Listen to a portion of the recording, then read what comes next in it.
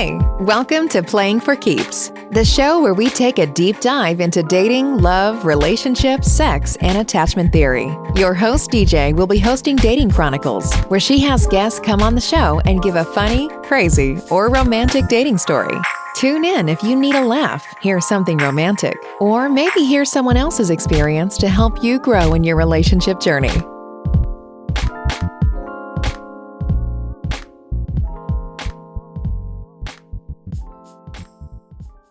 Hey everybody, it's your girl DJ with Playing for Keeps podcast, and today I have a special guest for Dating Chronicles.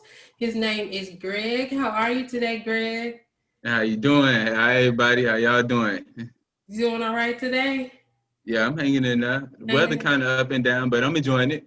I know, right? I slick got a cold. I'm trying to push through. My ear hurting, my throat hurting. What's the weather like? Where are you talking to us from? I'm coming from the known Miami, Florida. Okay. Tropical state. Florida boy in here, you know. Okay, the weather not too crazy. I'm from Florida. The weather can be crazy, but it's not as crazy as Georgia. It'd be 30 degrees in the morning, then you get to the afternoon, it's 70, 80s. That's why I'm feeling sick now. And we got a little tropical storm that's coming through the next couple of days. So, but that's it. That's the normal Florida. Rain today and then sunshine the same day and then snow the same day, you know. That's right. That's that bipolar weather from Florida, that rain, that tropical weather. That's right. So how your week's been? What's been going on? My week's been pretty much busy. I work a lot, and also I put in a lot of work with trying to do stuff around the community, trying to do stuff with kids and my daughter's schools. Just mainly like that. I do work a long shift when I am at my first job. I work overnight. I've been working overnight all my life. Wow. So from the age of, I can remember, 19, 20, and I'm 33 now. So that's been overnight. Wow. And then you said you wanted to start a nonprofit. Tell us a little bit about your passions and your nonprofit.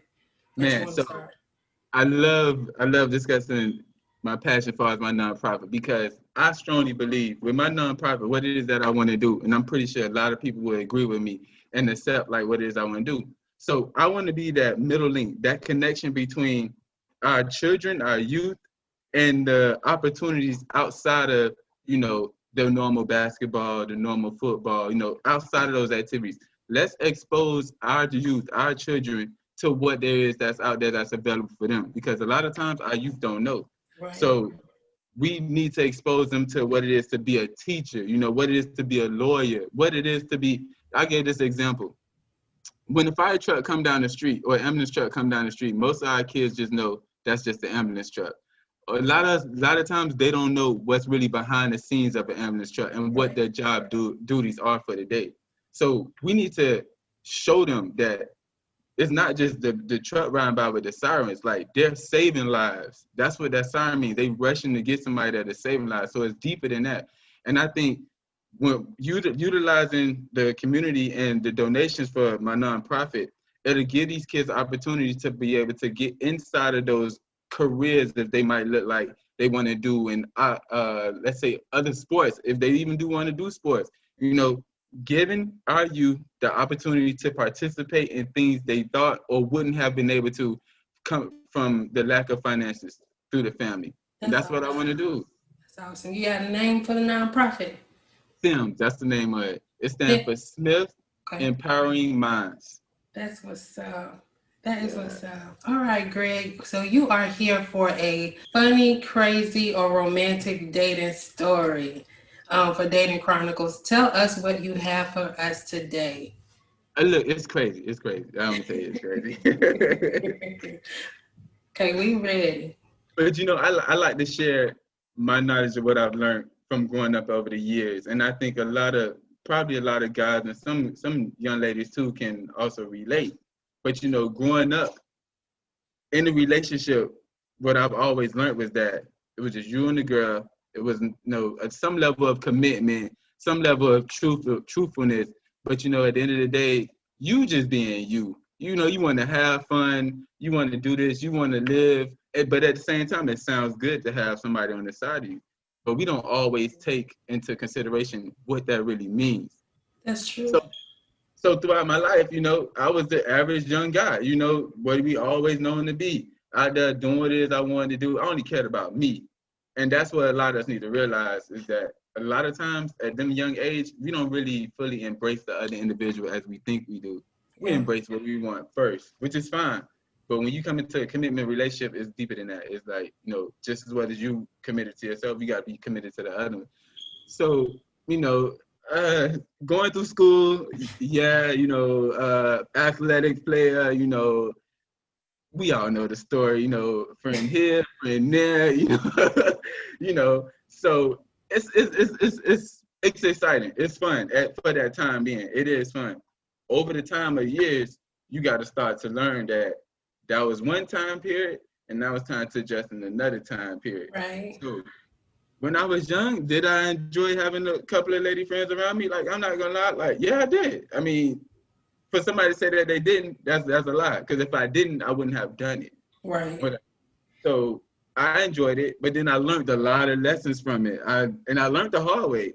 A lot of us guys, we like to learn the hard way, and, so I've had to almost get ran over by somebody in the car. Oh, wait, hold on, back up.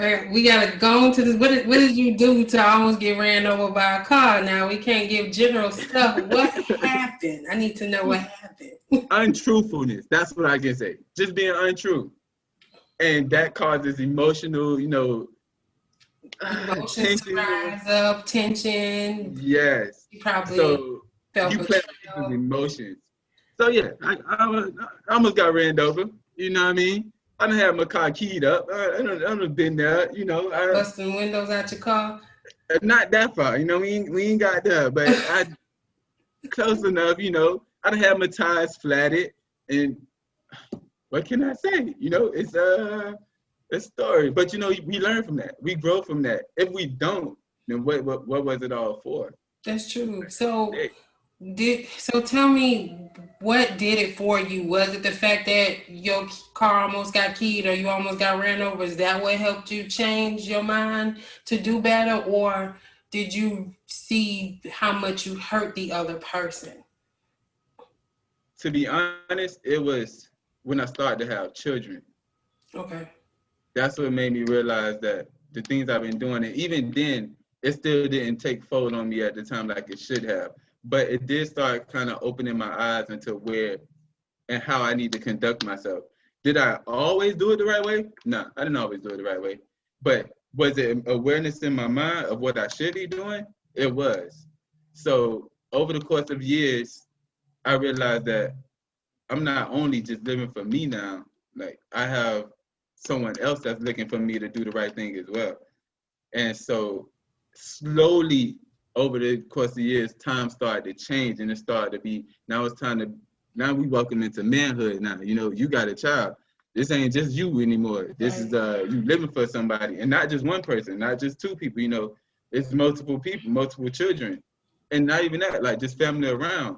So me growing up as a young man, as a young Black man, was characterized as what we see in the media today, the popular guy, the one that got all the women, the one that's always partying, like, yeah, that's us. But society don't show you the other side of what a father or a man is. And so after a while, I started recognizing my surroundings, and I started looking inside myself and understand that, hey, listen, over these years, I really was disloyal to people who I shouldn't have been disloyal to.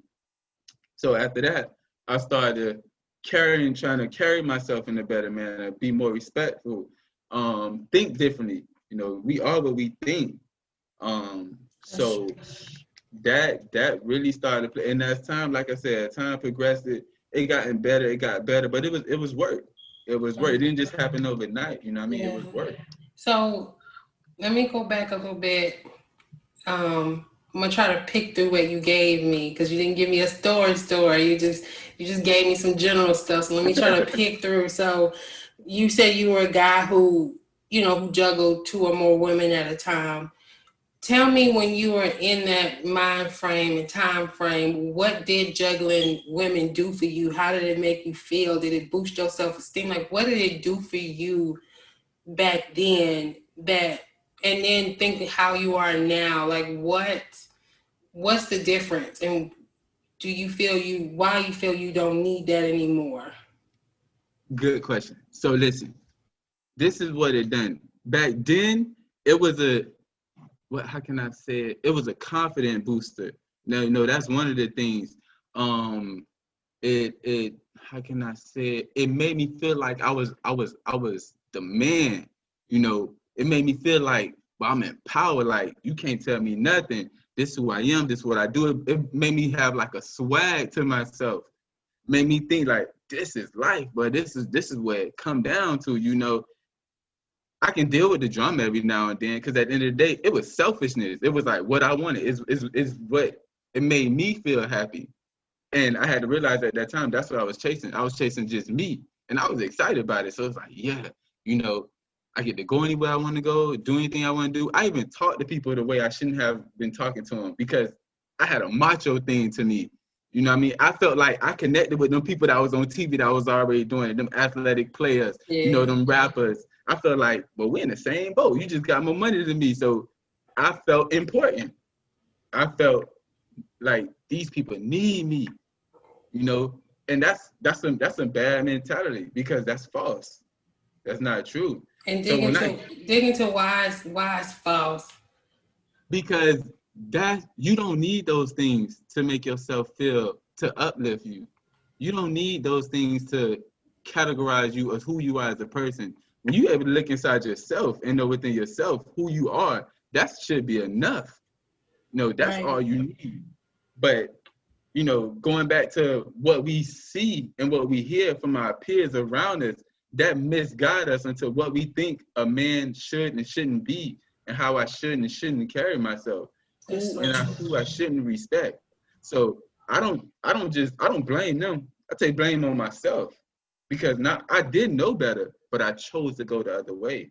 So balancing different women and, from job to job, making money and, sharing these experiences, sharing that experiences, it felt good, but it felt good at the time. You know why? Because it wasn't meant. It wasn't fulfilling. It was a moment of fulfillment, but it wasn't everlasting as far as like something successful. So now you move me down into this time period of my life now, when I started to realize, like, who am I? Self-awareness. Like, what type of person am I? Like, what's my mindset? What do I think? Okay, now I'm starting to recognize this, my body, my core, this is important first.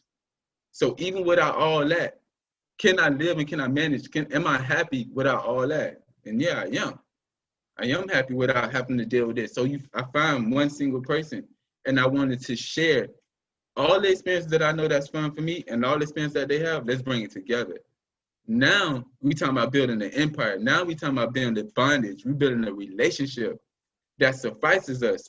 So that is what happiness is for me. And that's where the difference is like. But also it lies between the difference between a man and a boy. That is childish things that we do as kids, as young boys. When you become a man, that's when everything has to stand to a different. Like, you learn your morals, your values, your principles, of what it is and what you need to be who you are and to get where you want to get. Without those things, and granted, I didn't have those back then. I had morals and values, but they was negative morals and values. They was more of selfishness. So my morals was just, what can I get? Now my morals is like, where's my foundation lies and what I stand for and believe in for not only me, but my family.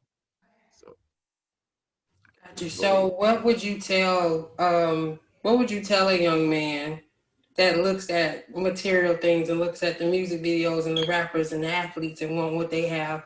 What would you tell a young man with that time frame? Young man, young lady, all of them. Me, I talk to them all that. I let them know right off the rip. That's not real. That's not true. What you see on TV a lot of times is not real. Who you are as a person and what you stand for, that comes first. That needs to be something from the inside that you touch first. Because see, society has a way of putting things in our vision to mislead us. So I ask them and I tell them, that same person who you see doing this and that's out there partying, playing around, playing the field with different women, or for a young lady, different guys, even the twerking videos. Ask yourself, is that respectful to you? Can you take that person out on a nice date, a nice little evening, and is that something you want to be around? Do you see your mom? And some kids might have seen their mom do it, and that's another thing that misguided them as well. But out of respect, like the respect that you have for yourself, are you okay with that? Do you want to look at this person every day in the mirror and say, if you don't agree with it, why even condone it? So I always like to tell them, be true to you. Don't let outside peer pressure conduct the way you think and mislead you into doing things that generally ain't right. Even if you question, if you don't understand, question it. And I tell my kids all the time, if you don't know something, ask. Because that's a lot of times that mislead us. What you think is right, and what we think is right, we take that on with us for the rest of our life, not realizing that we should have asked why they do this and that, and why this is going on, to better our judgment, to know that ain't the right way to go. But a lot of our young boys, they get so caught up into what the fame look like, and they don't know half what them people even went through to even get there. That's the first part. Right. You seeing the end result, and that goes along with, that's a whole nother conversation. Becoming successful and getting all up there, that's a whole nother road on its own. But I do love to talk to our young men and our young women, and not just on the basis of like them, but finances and all, just getting themselves structured together, because we come from generations before us that never really had or wasn't able to acquire. Right. So I like to tell them, let's change that. Let's change that mindset. Let's change the way we see things. If you want better, you have to change something in order to get better. And if you follow, I ask them, what your parents said, are you fine with that? And 9 out of 10 kids gonna say, no, I want a bigger house, I want a bigger car, I want, money in the bank. Of course, we all do. But now my question is, what are you gonna do differently from what your parents did to help you get there? And a lot of times they don't even know. It's just like, I never even thought about that. I thought I can just, follow the path, and just stick with what it is. Yeah.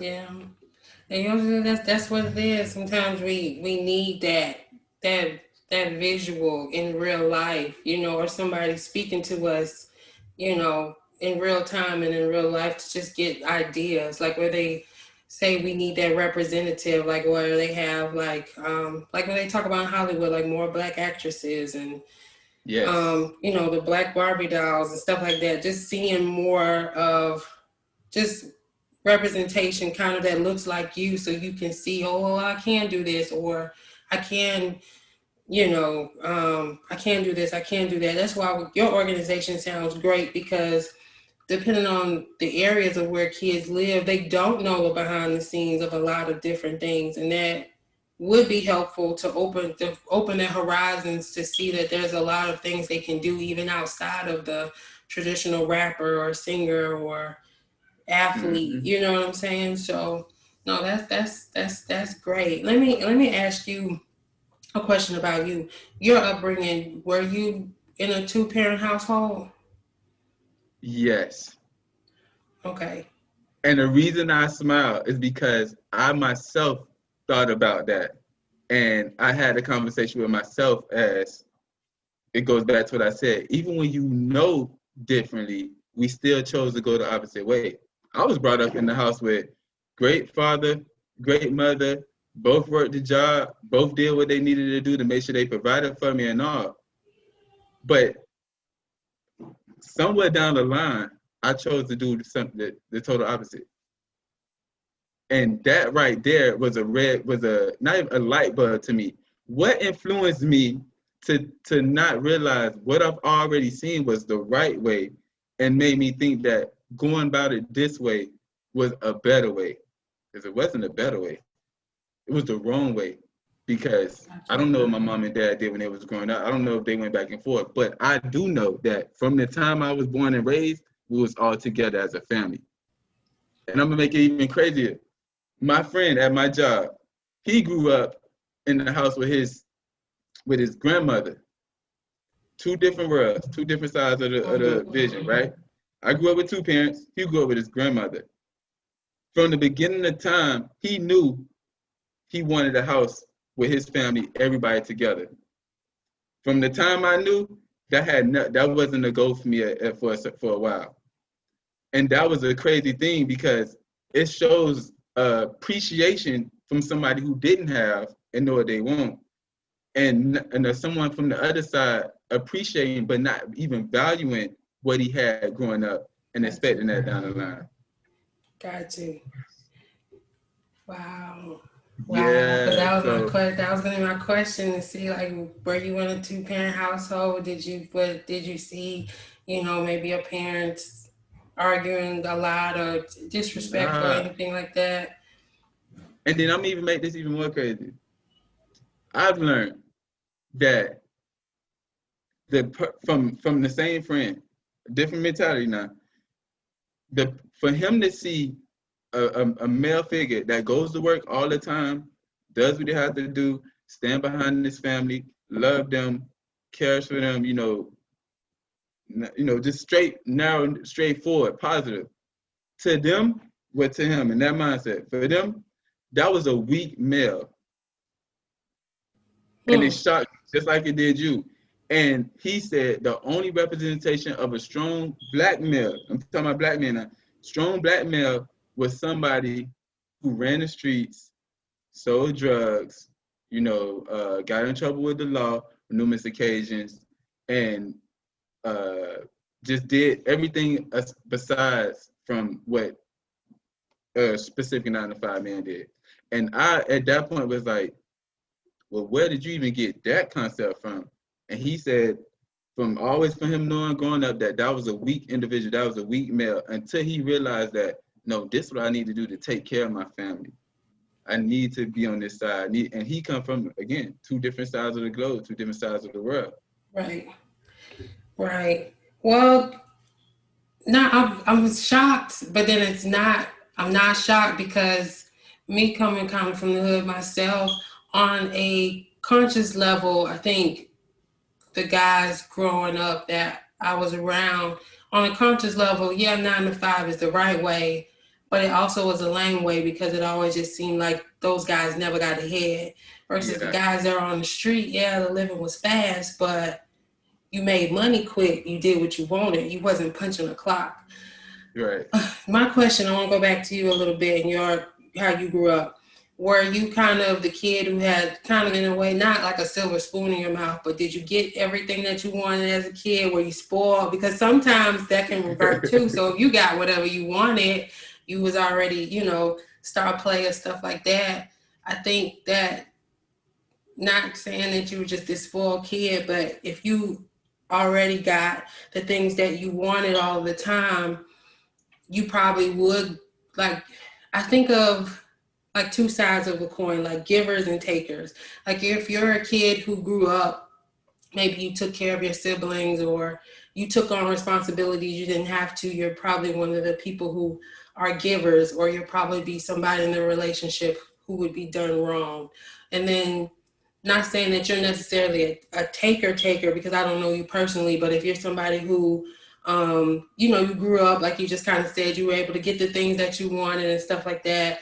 As a kid, subconsciously, you kind of maybe developed in relationships where I can get whatever I want, so I can juggle 2 women, or I can juggle this, or I can do that. Do you agree with that? I completely agree, 100. You know why? Because that developed, and me and my girl talk about this a lot, it developed this huge word called, what was that word? Entitlement. Yes. That's a big one. Yes. It develops, and we don't, like you said, subconsciously, we're not aware of that. But over the course of time, yes, it does. It develops entitlement in our life, and it's concrete in our brain, and we learn that. Because I was spoiled. I did get, maybe not when I wanted it, but eventually I got it. So that's why I'm so able to speak on it knowingly, because I became aware of that. It was entitlement, which has trickled down into my children. Their demeanor started to, how can I say, you start to be able to see like their actions. It's like, well, dang, you know, even certain things they say. Yeah. And they felt entitled. And I felt entitled. So like you said, if I wanted it, I'm gonna get it. And if you didn't give it to me, then there was nothing for us to discuss. There was nothing for us to deal with. Which is, again, that's selfishness though. Yeah, it is. So That's why I agree that entitlement equals selfishness in some form of fashion. got you. So tell me, what was the hardest thing you had to learn in regards to relationships, and then how do you apply it today with your wife now, because you're married, right? Soon to be. Soon to be. Hey, regardless, how do you apply it to today in your relationship? Being a good listener, being open. That I can say is the concrete part for me. I was very quick to talk. Even still now, I'm still working on it. But being a good listener and being open, I wasn't open at all. You know, it's like how you just said, you know, I kind of just give like a brief little thing. But I would never share my feelings, because sharing my feelings was a sign of weakness for me. Yeah. So I was always taught, you got to be strong. You can't cry in front of your lady. But if you can't cry in front of your lady, then who else can you cry in front of? You know what I mean? Yeah. But, you know, to go back to what you said, just being a good listener and being open with my feelings. And so now, as I've learned to understand the value in that, what I do now is we take moments in time where we might just having a regular conversation. We might be just discussing how the day going. And that is my opportunity to say, hey, you know what, look, babe, check this out. I felt like this, and that. You know, I'm gonna give you an example. I felt like it was a better way we could have handled that argument the other day. And with that, it's a defense thing. It's a defense wall. That's why I wouldn't share my feelings, the defense. And ultimately, the person on the other side sometimes have their defense walls up too. Right. So me saying, hey, listen, you know, we could be talking about, oh, the football game was good and we had a good time. Did you see that mom run across the field? And the minute I can throw a fork in there and say, hey, listen, babe, you know what? I've been meaning to tell you this, but I think we could have better handled that situation the other day. The argument are totally different. And this is why. I did say something that might have offended you. And, you know, but in your reply, you know, it made me feel some type of way. That started to open up a doorway for us where communication is starting to come. Because awesome. I was horrible at communicating. So now that it's a process, you know, you got to understand, I went from not sharing my feelings with anybody, didn't care who you was or what we was doing, what we was, I'm not going to share it, to now being in another form of who I am. It's time to open up the door. So it's a process that we have to go to. And everybody's process is different, but we have to make the step. We have to take the initial step to say, hey, listen, I'm going to try this. So that started one way. Okay. So now, I'm not saying I'm completely open at this time, but we get in there. And as time progresses, I continue to do the same thing. So I like to say, we'll go in the room and we're just we read a book. It's called Relationship Goals. Read the book together. And it's written by a pastor named Michael Todd. So we took the time. If anybody, you know, out there, strongly advise you guys as couples, even as a single person, get the book, read it, because it does open up doors for you and your partner, wife, whatever it is, for communication.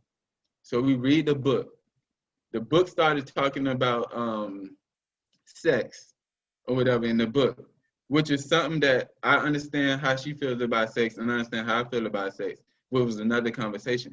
But it brought us back to that ground. It brought us back to that foundation. So the book started talking about sex. It talked about how under God, the meaning and the value of sex is that it was meant for two people to, you know, multiply, not to be shared with this person, that person, this person, that person, which was something that's completely wrong. I mean, not saying the book wrong. I'm just saying those actions are wrong. But again, it brings you back to that foundation. It brings us back to the foundation like, hey, babe, you know, we need to start practicing this even more. If we've been practicing it already, let's get strong on it.